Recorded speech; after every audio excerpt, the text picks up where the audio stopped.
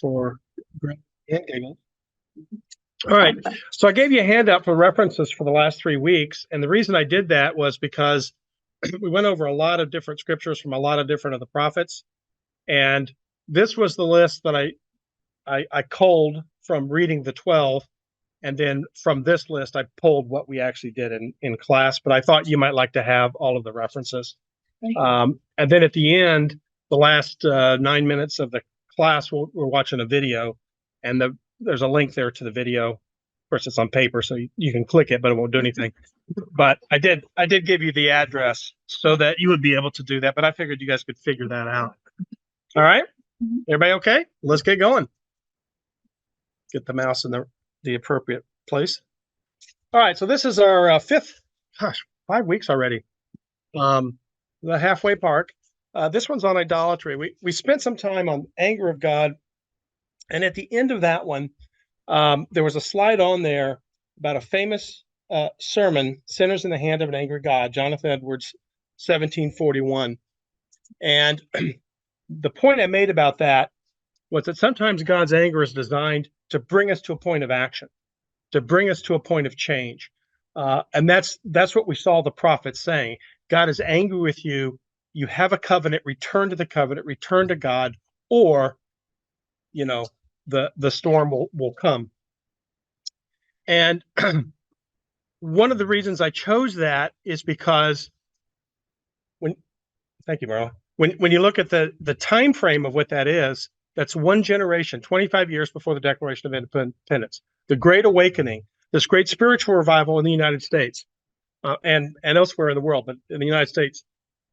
And that, within that generation, sort of became, with all of the other things coming from the other side of the ocean, John Locke and all of the other political philosophers and those kinds of things, sort of set the tone for our nation. It's not established as a Christian nation, but it was established with this idea of justice, with this idea of equality, with this idea of fairness. And then last week we covered injustice and saw kind of where we were with that, and we saw maybe in our own, as we were doing that study and the reading, maybe saw in our own country places where there is injustice, but certainly in the language of the day, this idea of justice and oppression. And so, where's my mouse again? There. So we looked at that injustice, and you probably could fill in the blank here. Our nation was conceived in. No, that's a good guess, but it was not justice. It's conceived in liberty. And where's that from? I can still turn and see you. Where is that phrase from? fourscore and 7 years ago. That'll be a clue, right? Conceived in liberty. Why liberty? Well, because we are free not to do whatever we want, but we're free from the powerful and the unjust and the oppressors from oppressing us, because we have redress under the laws. We have a balance of powers. We have all of these rights, inalienable rights that are given to us by God that cannot be infringed by the powerful or the wealthy or the whatever that we read in the prophets. And that all men are created equal. That there isn't this power structure, there isn't this class structure. We're all equal under the law. Now, of course, we did not implement that perfectly. We still don't have it implemented perfectly. And the reason I pulled in the Gettysburg Address is because of how Lincoln concludes this Gettysburg Address. And I'll try to read it with the proper emphasis.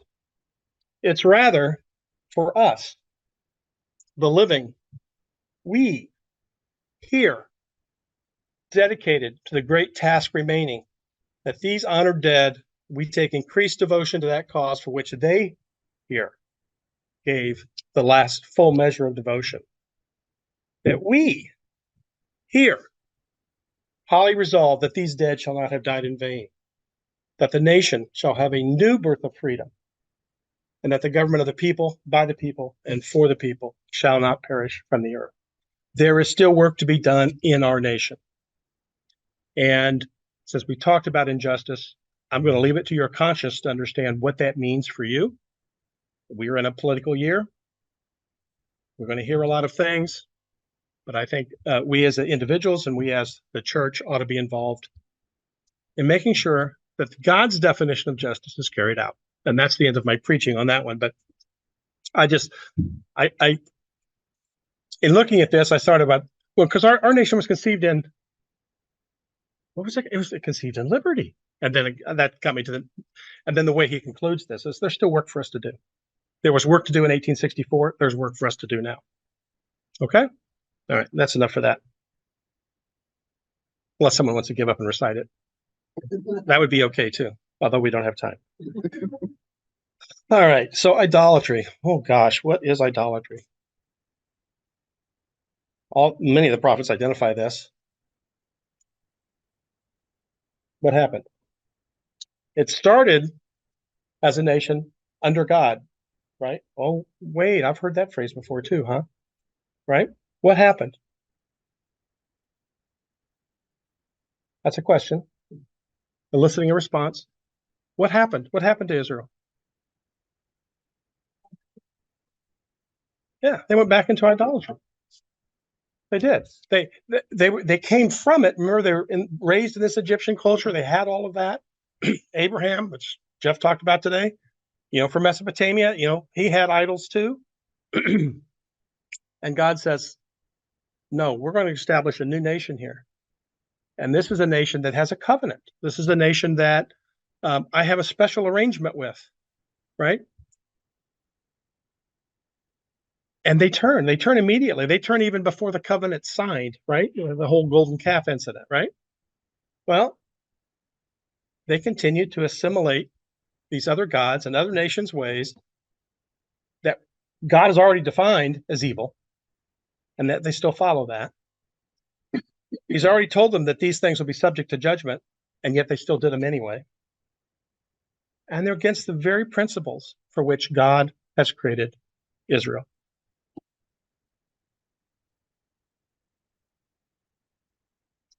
So what are our idols today? Because I haven't seen a golden calf anywhere. Money is an idol. Social media, power, stars, people. Yeah, all of those are good examples, but those aren't the most central example. I don't know if I need to do this. Look on the yes. I need the lyric from the song.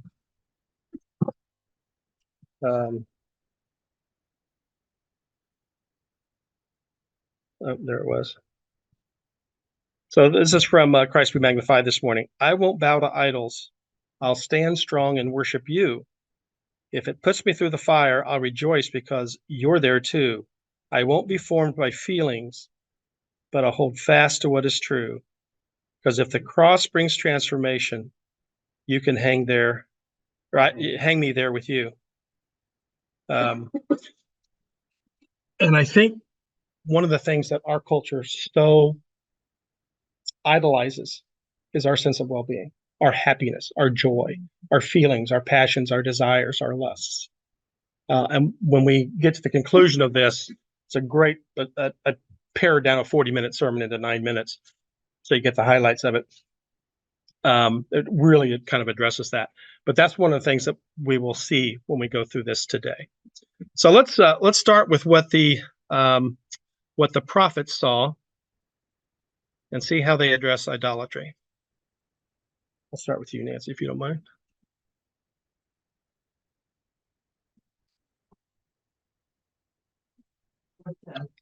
The priests and Judah, even before I went west, because they rejected the law of the Lord and have not kept his decrees, because they have been led astray by false gods, the gods their ancestors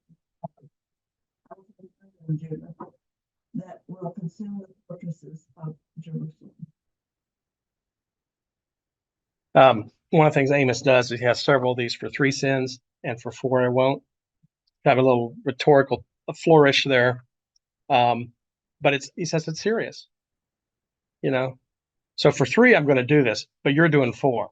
So it's definitely going to happen. And one of the things it's rejecting the law. So what God says is true, What God says is right, what God says is just, they're rejecting. That's one piece. And then they're led astray by false gods. And where do the false gods come from? Yeah, their history. When we come to faith, we're a new creature. Why do we still sin? We're new. Why do we still sin? Well, we're born in sin. Spiritually, we're made alive, but we still have we still have these bodies. We still want what we want. We still have pride. We still have, you know, all of those things. Well, they did too, and that's one of the reasons they kept going back to idolatry, because this is their old self. This is their, their what they're comfortable with or what they're used to, or what was easier. Because sometimes the walk with God is a little more difficult. There's another one.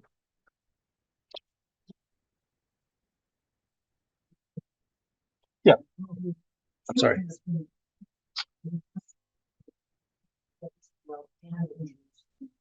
Judah has the sanctuary of the Lord, loves by marrying women who worship a foreign god. As for the man who does this, whoever he may be, may the Lord remove him from the tents of Jacob, even though he brings an offering to the Lord Almighty. Has not the one God made you? You belong to him in body and spirit.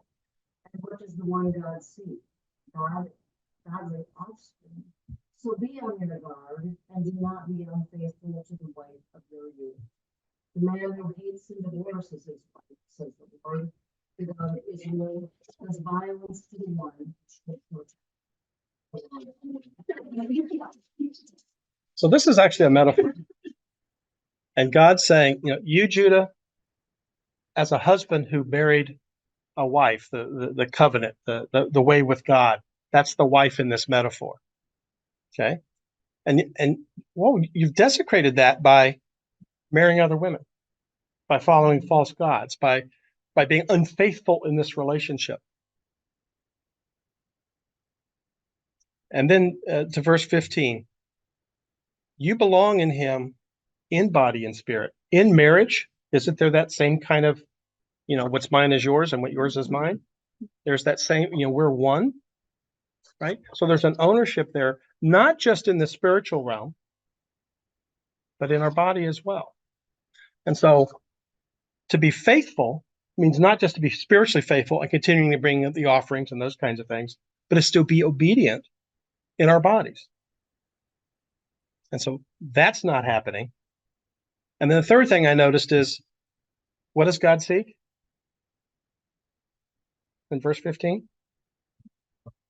he wants fruit. He wants fruit. Our life with Christ should be producing fruit.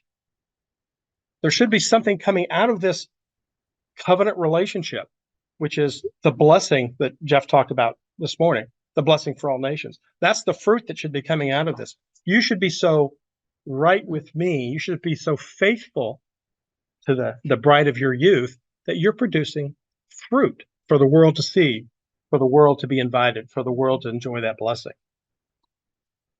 And that's why when this passage on divorce, it's within this metaphor. So the man who hates and divorces his wife, the man who leaves the covenant, who leaves this relationship with God, does violence to the one he should be protecting. He should be the champion for God, and instead he's doing violence.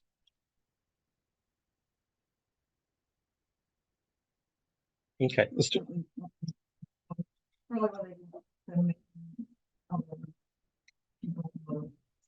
Right. Yeah, it's a pollution there of the yeah. Yeah, and brought their ways with them. Yeah.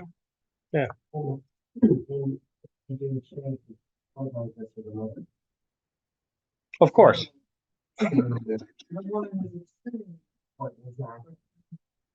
Yeah.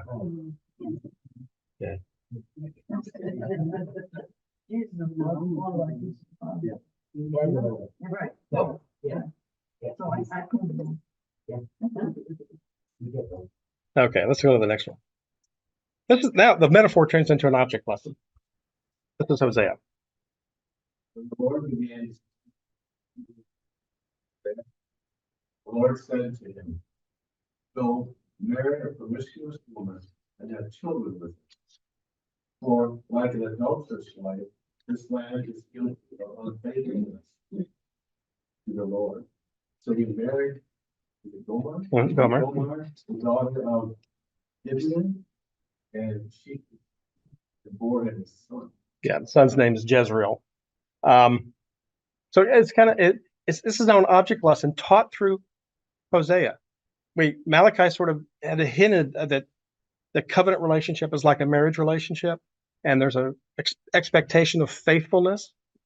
So what's it like for God when his betrothed is unfaithful? Well, I'm going to give you an object lesson. Hosea, you go marry this promiscuous woman. Well, what's the promiscuous woman going to do, you think? She's going to be promiscuous, right? And so there'll be other relationships, there'll be other intimacies that shouldn't be there, that are out of place, that will harm the relationship. This is the object lesson. And so he marries Gomer, obedient. Talk about a calling. He's obedient, and she has a son, Jezreel. And we'll continue in the same passage.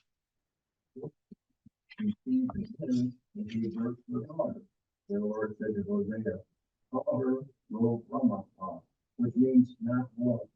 For I will no longer show love to Israel, like it's all forgiven. After she had moved for Ramah, the Lord had another son. The Lord said, "Call him Lo-Ammi," which means not my people. For you are not my people, and I am not your God. This is harsh. Here's your object lesson, people. Here's your object lesson. You go marry this promiscuous woman. She's going to have 3 children. Are they yours? No guarantee. No guarantee. And God looks at it and said, these are, excuse the word, but these are bastards. These are not my people. I'm not going to love them. I didn't sire those. Keep this in mind. We're going to come back to this verse here in just a minute. But so this object lesson is, not only are you not producing fruit, you're producing bad fruit. You're producing fruit, but it's bad fruit. It's bad fruit. So you're not producing the fruit that I'm expecting. Or Hosea. Hosea's a great one for this.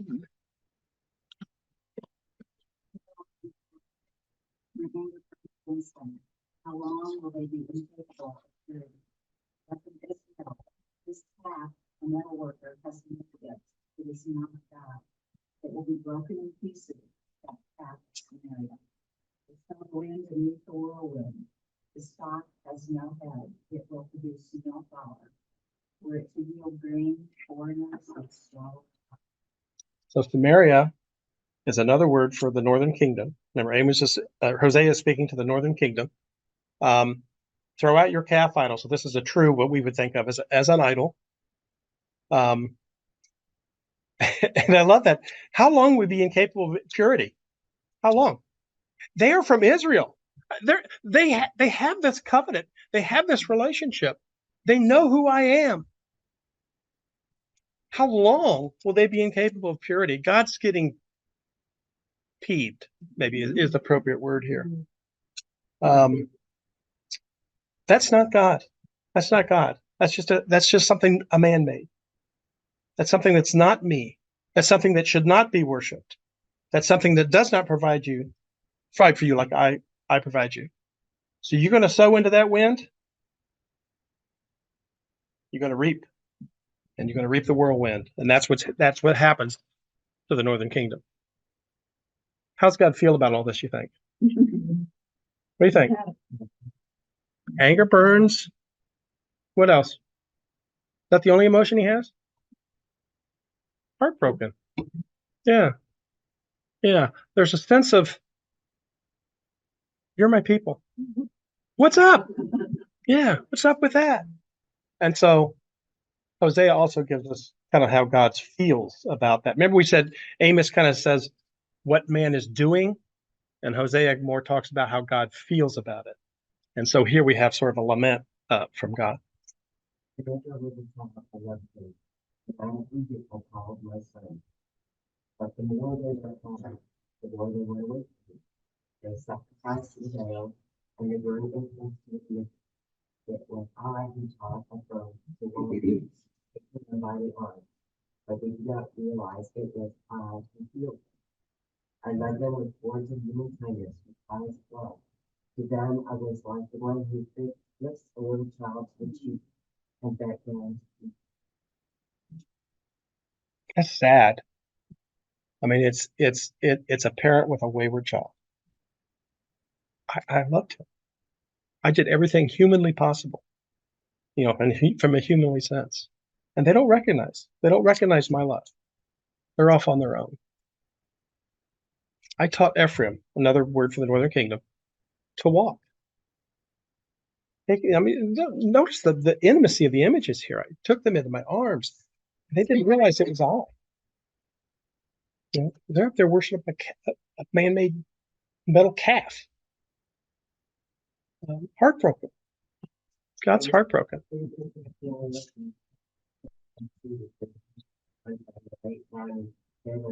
It struck me that as the Jesus was walking on the trail, it was a Baal culture right on the road where it was doing incense. And I didn't think about that. I thought they had a big temple, but these were like way stations. Yeah. Not little altars. Yeah. And it was really interesting to think that, I mean, this is they believe in every part of their life. Yeah. Because as you walk by, you smell the incense. So Yep. it wasn't like you went someplace. There was a big altar. Yeah. But These are little chapels. around the world, I mean, they were just like roadside stands. Yeah. basically. Yeah. So, It's interesting to, that reference, because it's hard not to take it in. yes, When you see Yeah. it, it's not Right. like that. yeah, and these technology, you're saying, why are we doing this? Why are we doing this? Because it was like, it was so evident. I mean, there was no way to get around it. Yeah. And It's in your face. Yeah. But I'm glad we don't have that in our culture, because that would be hard. That'd be hard to deal with. All right. Well, the lament continues. My people are determined to turn from me. Even though they call me God Most High, I will by no means exalt them. How can I give you up, Ephraim? How can I hand you over, Israel? How can I treat you like Admah? How can I make you like Zebulun? My heart is changed within me, all my compassion go out. How can I give you up? How can I let my anger destroy you? Because that's what's going to happen, right? How can I do that? How can I let you go? God's heart's breaking, and you really feel it here in Hosea. I need to. Tough love, right? I need to do this because you are not going down the path that's going to lead to life. You're going down a path that's going to lead to destruction. And how can I give you up? And yet, because I love you, I will. But he says, even though they call me God Most High, so they're all worshiping him, but it's, he knows it's not real. Yeah, it's lip service. It's religiosity and not real. Yeah. Yeah, good point. Good point. Yeah.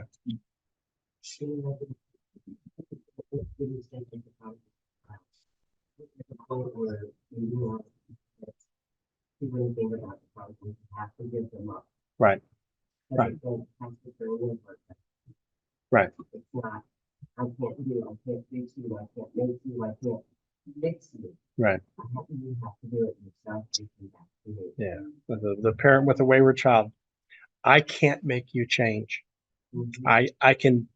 I have to let you go and let you experience the whirlwind. Because when you experience that, then maybe you'll see. Yeah. Yeah. Enough. Yeah. Yeah. All right. So we've had sort of this metaphor of the marriage relationship, and then Hosea starts with this object lesson of this marital relationship and the unfaithfulness there. And then Hosea really presents God's heart. And yes, he's angry. And yes, he's disappointed. And he's frustrated with them. And you know, in human terms, he looks back over everything he's done, and everything he's done is for them. You know, he wants these people, and he wants to be their God. But he's got to let them go. He's got to let them go. And what happens to the northern kingdom? They reap the whirlwind, and they are scattered. They're never to recover again. But Judah, who faces a similar fate with the Babylonians, they do come back. And Zechariah is one of the prophets after the exile. And this is what he says. I will respond, says the Lord. I will respond to the skies, and it will respond to the earth. And the earth will respond to the green, and the new one will be called forth. And they will respond to judgment. I will plant them for myself in the land. I will show my love to the one I called, not my love. I will say to those called not my people, we are my people. And they will say, you are my people. You remember these phrases? These are Gomer's three kids. Jezreel, Lo Rumaha, something like that, and then Lo Ami. Yeah. God says, I still love you. 722 is the Northern Kingdom disbursement, and this is going to be after 526 BC. So 526, yeah. So 200 years? Yeah. Someone's doing the math there for me. I appreciate that. I used to be able to do that stuff in my head. I can't do that anymore.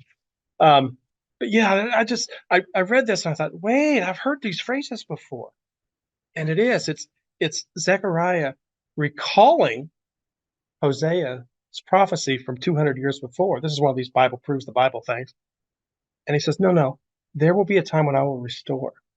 And even though you went away, and even though my anger burned against you, and even though I will restore. But God, it's just beautiful. Yo. We never let them off. No. We give them to God. Right. We can Yeah. fix them. Yeah. But the verse says they will return. Yeah. And that's what they comes in because the rain, hoping it happens in my lifetime, but. Yeah. The wayward child, you hope for return. You never give them up. Yeah. Yeah. Great point, Ralph. Great point. Yeah. There's rejoicing. Yeah. Great point. Right. Yeah. Yeah. I right on that. Jonah, after Nineveh repents, Jonah sits there and he's upset that Nineveh repented, and God said, "Don't you understand? I mean, there's 120 people that don't know their right hand from their left. They're children. It's a big city, and they've repented. Don't you think I should rejoice in that?" Yeah. But I just love the way that it sort of closes that chapter for that, and it's clear that Hosea was already in place. They knew it, and 200 years later, Zechariah is writing about that. Okay, what's next? Oh gosh.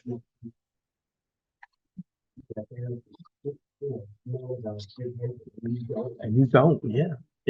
And you judge. You just like Jonah. You don't want those people, those sinners, the tax collector. You don't want those, but those are the people that I'm calling back to me. Yeah. All right. Well, we are Christians, so we all spend a little bit of time in the New Testament. And here's how I did this. Idolatry in the New Testament. I found a few verses, and there's a theme that goes through that. I think it's just so relevant for today. So here's the first one I found. This is Colossians 3. Whatever belongs to your earthly nature, sexual immorality, impurity, lust, evil desires, and greed, which is idolatry. Because of these, that is coming. You used to walk in these ways, you don't like the old stuff. Remember, one of the prophets talked about this marriage relationship and the fact that there's an ownership of both body and spirit. And so we might be doing all the spiritual things. You talked about still worshiping and still doing things. But if our body doesn't reflect that, if our earthly self doesn't reflect that, then we're not really faithful in that relationship. And look at this list here. All of these, if you look at these and kind of think about them, all of those have to do with me. What do I want? My greed. What's my desire? What makes me happy? Right? My way, not God's way. I'm going to go down this path of evil because I want to, not because God tells me not to. They're all me focused. And what does Paul call them? Which is idolatry. I have replaced God and put myself on the throne because it's all about me.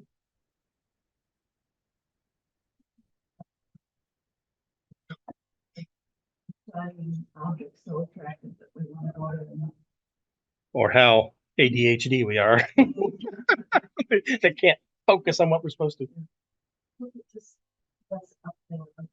How many of my major television shows don't include virtually every one of those? Yeah. Yeah. The addiction would be the other one on here. Yeah. Yeah. What was once the exception has become the rule. And after the rule, it becomes accepted. I think we read that last week, right? Or 2 weeks ago. Yeah. Yeah. Yeah. All right. So there's one indicator. Let's read what the next one is. Minimal standards. Make it difficult for the Gentiles who are turning to God. Instead, we should write to them, telling them to abstain from food polluted by idols, from sexual immorality, from the meat of strangled animals, and from blood. For the law of Moses has been preached in every city, in the elders' times, and is read in the synagogue on every Sabbath. Okay. So this is Acts 15. Remember, there's a conflict in the church. Gentiles are coming to faith left and right. They're not Jews. Do they have to follow the Jewish law and customs? Conflict. How do we resolve this? And James writes here, and what he says, I think we ought to have a minimal set. And top of the list, well, if they're worshiping an idol, a Baal or something, and they sacrifice food, they ought not do that because it adds no value. What's the next one? Yeah. And then the other meat of strangled animals is kind of a kosher thing, and the blood, the life is in the blood, and I think that's so. What's the word? Antithetical. That's the word. Yeah, thank you. I used to have vocabulary too. To the Jewish, I think it was just like it's a respect more than anything because it's been preached everywhere. So you're going to offend a lot of people. So to refrain from that. That's a minimal standard. But in this list, it's the idol itself and then sexual immorality. Here's ah ah My idol, sexual morality, all those occurred in the temples that they did for those pagan gods. oh boy, you ought to be teaching this thing. Yeah. Yeah. Also, so the three things that happen in the temple of idols is the offering of the food, the sexual morality that goes on there, and then the strangling the animals. Wow. Okay. So that makes a lot of sense then.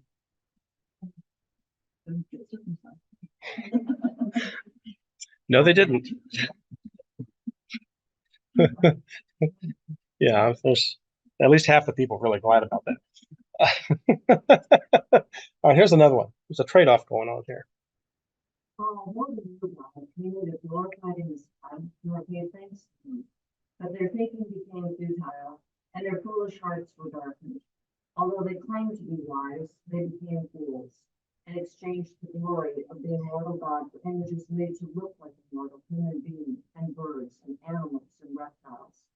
Therefore God gave them over in their sinful desires of their hearts to sexual impurity, to the degrading of their bodies with one another. They exchanged the truth about God for a lie, and they worshiped and served created things rather than the Creator, who is forever praised.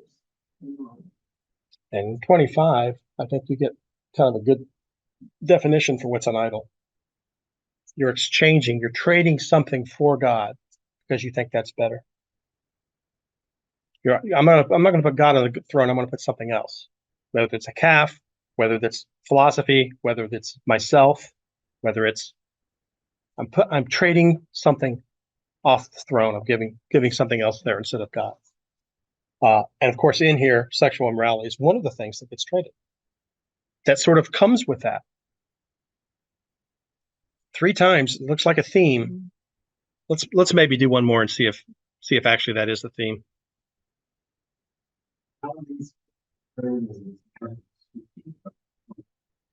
setting our hearts on evil things. Do not be idolaters, as some of them were, as it is written. The people sat down to eat and drink, and got up to indulge in revelry.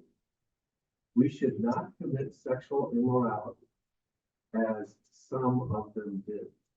And in one day, 23,000 of them died. Remember that scene? Where's that scene? In the Old Testament, where's that scene where they sat down to eat and drink and indulged in revelry? All right, well, those in the Exodus class should know that because it happens in Exodus. It's the golden calf. Yeah. He went up the mountain and the golden calf jumped out of the fire. Miraculous. And they worshiped him, and in that worship they ate and drank, and in that whatever did the same things they did with the Baals. There's a lot of temple prostitute, the sexual immorality that goes on there. So don't be like those people. That's idolatry. You have it in your history. You know this. You know it's written. You know this is what happened. But we should not, as some of them did. Okay. Yeah. I thought it was 3. I didn't. I never knew that.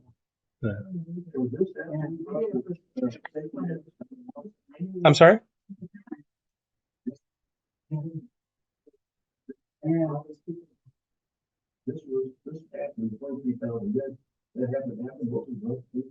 He brought the 10 commandments down.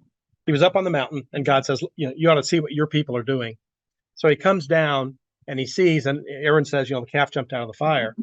And then so what Moses does is he says, choose this day, basically.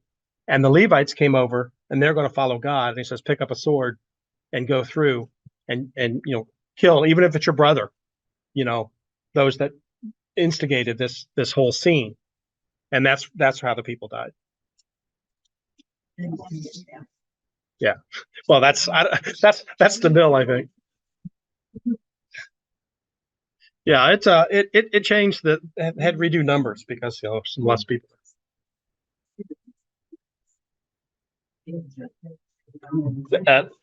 Lori's going to tell us that in just a minute. I thought it was 3, but I could be wrong. All right, one more.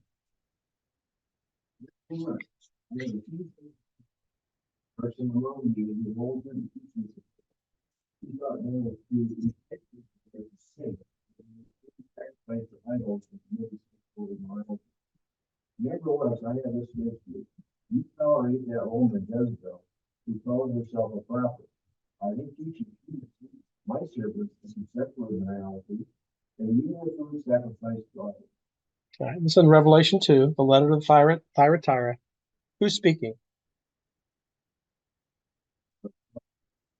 Well, more specifically, Jesus. Yeah, Jesus' letter to the church, and John is recording it. But notice that sexual immorality is in both of them. Both in that still hold, to the old ways, the old idolatry there, and then this prophetess who's also leading them that way. In the Acts 15, food sacrificed to idols, that's in both. And sexual morality is in both. Yeah. So these are big deals. So I don't know, that's 5 times. It looks like a theme to me. You know, like two of the things that we really have in our lives, lead us to certain pleasures, both of them. Yeah. Yeah, they didn't have cocaine, but that would have been in the list, right? But it's when your desires are out of control, right? When they're not, when they don't reflect God. All right. So, gosh, is there any way to get out of this mess? Well, there is. There's some corrective action here. This is from 1 John 2. World, both the powers and dominion. For everything in the world, the lust of the flesh, the lust of the eyes, and the pride of life, comes not from the Father, but from the world. The world and its desires pass away. And whoever does the will of God lives forever. So there's not just putting God on the throne, but is where's your devotion? Where's your love? Right? If you love the world, there's not room to love two. If you love your spouse, there's not room for the filly on the side. You can't do that. That's not love. Okay. And then James echoes this: you adulterous people, adultery, right? Just like the marriage examples. Don't you know that friendship with the world means enmity towards God? Therefore, anyone who chooses to be a friend of the world becomes an enemy of God. There's a stark choice. And there's a stark choice. Do we want to put God on the throne or do we want to put ourselves? Do we want to put the truth that God has or the truth the world tells us? It's a stark choice. It's a stark choice for the people whose life were in danger at this point in time, right? And when John's writing Revelation. But it's a stark choice for us today as well. All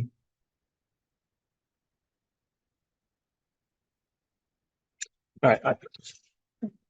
Verse 5, in Exodus 32, verse 28. The sons of Levi did according to the word of Moses, and about 3,000 men of the people fell that day. 3,000. Yeah, 3,000 is right. I didn't go back and look that up, but that might have been a typo in the New Testament. Yeah, yeah.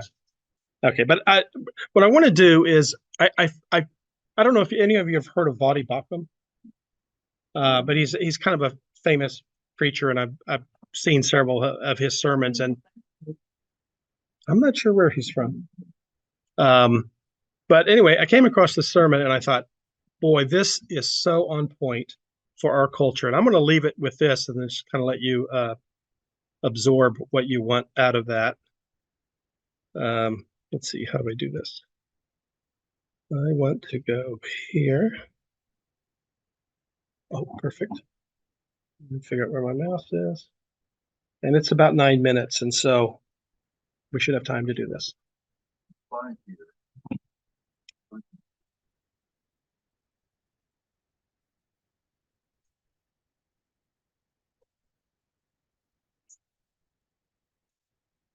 Does God first love us? Heart, soul, mind, and strength, and we love our neighbor as ourselves. Therefore, love is the fulfillment of the law. It comes as a shock to the system when we read the words, do not love. And yet, there they are. Do not love. It's a command, which means that you violated the word said. In other words, love can be sinful. We live in a culture that needs to hear that.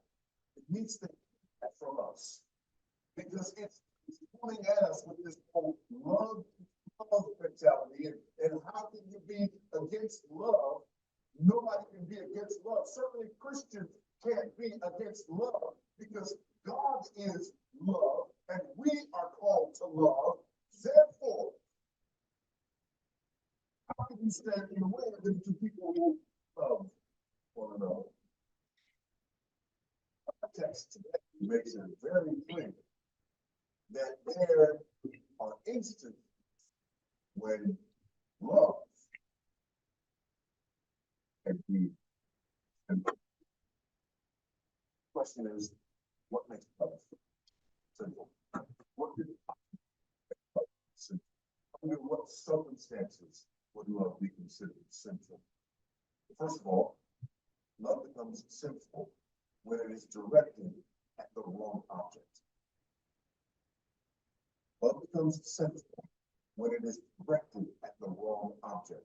Look at verse 15. Do not love the world or the things in the world. If anyone loves the world, the love of the Father is not in him. Do not love the world.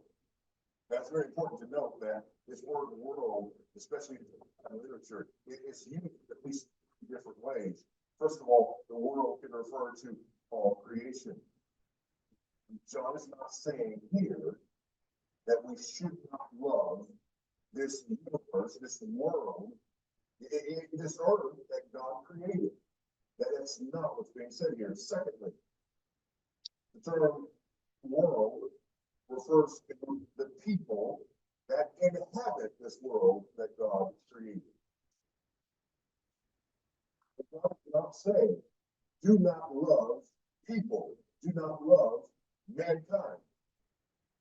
And that third use refers to the spiritual realm that is in opposition to God and in rebellion against his kingdom. It is that third sense of world that is being discussed here. So John says, do not love the world. He says, your love becomes sinful when it's directed at that system that is anti-God, that system that is anti-kingdom, system that is satanic. It is obvious that when John refers to the world in this text, he's referring to that world that is under the control of our adversary, the devil. That world that is spiritual and ideological and at war with our king and his kingdom.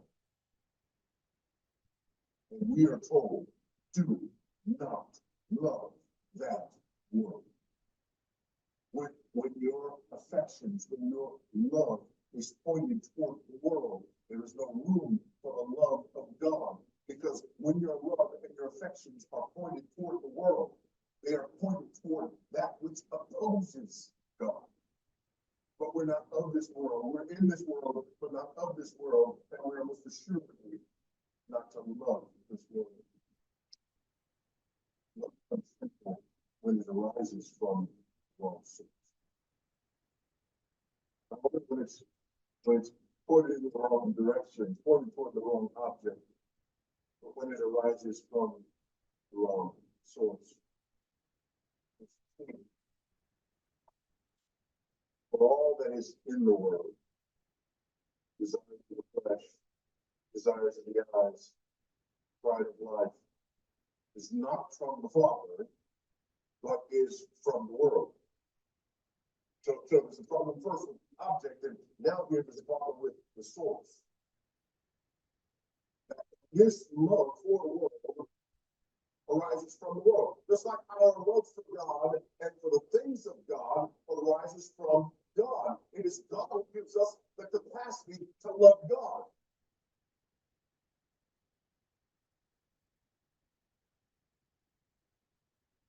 We have a love that is arising from a different source. The first two categories that are mentioned here, from lust, are simple desires.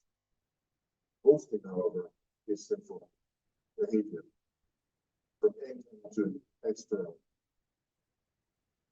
Those two are internal and hidden sins. Last one is revealed. The first two pertain to the individual person. The last one.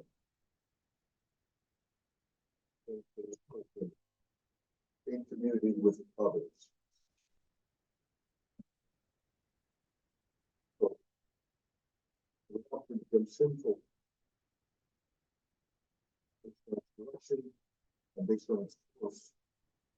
And finally, and ultimately, and most importantly, our love becomes sinful when it produces the wrong fruit. Love becomes sinful when it leads to wrong ends and produces wrong fruit.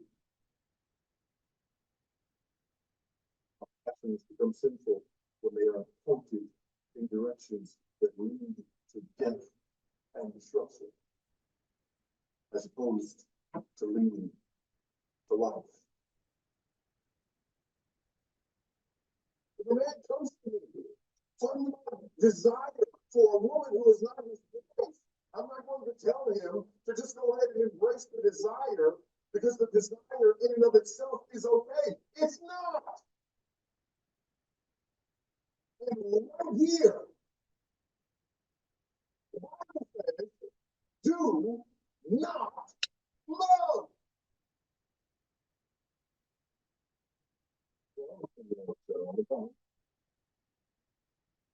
This do not love the world is not God saying, listen, there's good stuff out there that I want to keep from you. That's the lie of the serpent.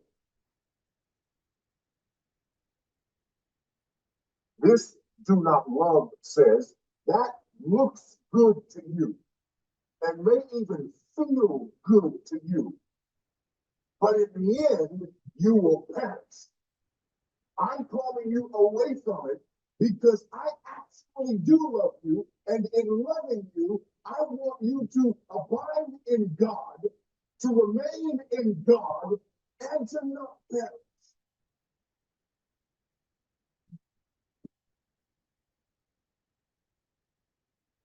I thought that just so perfectly summed up what the prophet said about replacing God with an idol, and what we read in the New Testament, where that same replacement, the idol, now becomes us. It becomes our heart and our desires and what we want and what makes us fulfill and what makes us happy and what pleases us. And the way he concludes that is the same lament that God has, I think, for our generation as he did for Israel. How can I let you go? You know, I called you out of Egypt. I called you to faith, and where are you going? You know, you're running away. You're sowing into the wind. And guess what? As Romans 1 tells us, you're going to reap it. You'll reap the whirlwind. It is not, you're not producing fruit, not the kind of fruit that you're called to produce, not the kind of fruit you can produce when you're in this relationship with me. I just thought that was a beautiful way to end that. And so that's where we'll end that.